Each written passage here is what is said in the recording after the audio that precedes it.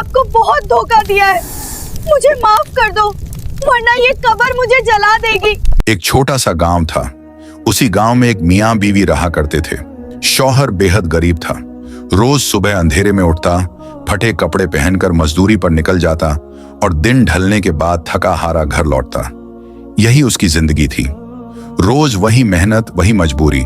लेकिन जब भी शौहर मजदूरी के लिए घर से निकलता, उसके पीछे घर में कुछ और ही होने लगता।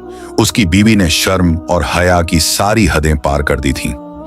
वह गैर मर्दों से नाजायज ताल्लुक रखने लगी। दिन बीतते गए और गुनाह बढ़ता गया। कुछ ही समय बाद वह औरत अचानक बीमार पड़ गई। बीमारी ने ऐसा जकड़ा कि कुछ ही दिनों में उसकी मौत हो गई। गांव वालों ने अफसोस जताया। जनाजा इज्जत के साथ उठाया गया। कब्रिस्तान ले जाकर उसे दफना दिया गया। सब लोग इन्ना लिल्लाह पढ़ते हुए वापस लौटने लगे। लेकिन कब्रिस्तान से अभी कुछ ही कदम चले थे कि अचानक कब्र के अंदर से दिल दहला देने वाली चीखें सुनाई देने लगी। मुझे निकालो, मैं जिंदा हूं, खुदा के लिए मुझे बाहर निकालो।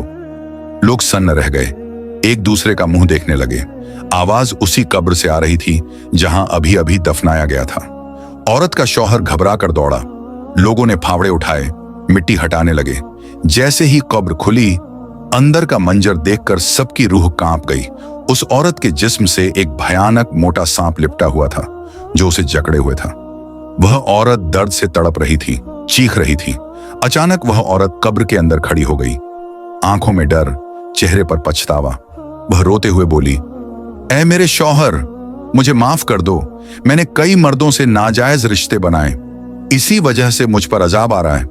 अल्लाह का वास्ता है, मुझे माफ कर दो। शौहर कांप रहा था। तभी इमाम साहब आगे बढ़े और बोले, अगर दिल में बदला रखा तो यह आवाज बार बार आती रहेगी। माफ कर दो और अल्लाह पर छोड़ दो। भारी दिल से शौहर ने माफी दे दी। जैसे ही माफी के अल्फाज निकले, वह औरत अचानक कब्र के अंदर गिर पड़ी।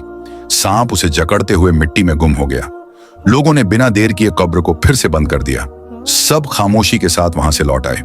कब्रिस्तान में फिर सन्नाटा छा गया। लेकिन यह कहानी एक सख्त सबक छोड़ गई। इसी तरह और वाकयात सुनने के लिए चैनल को सब्सक्राइब करें और कमेंट में अल्लाहू अकबर जरूर लिखें।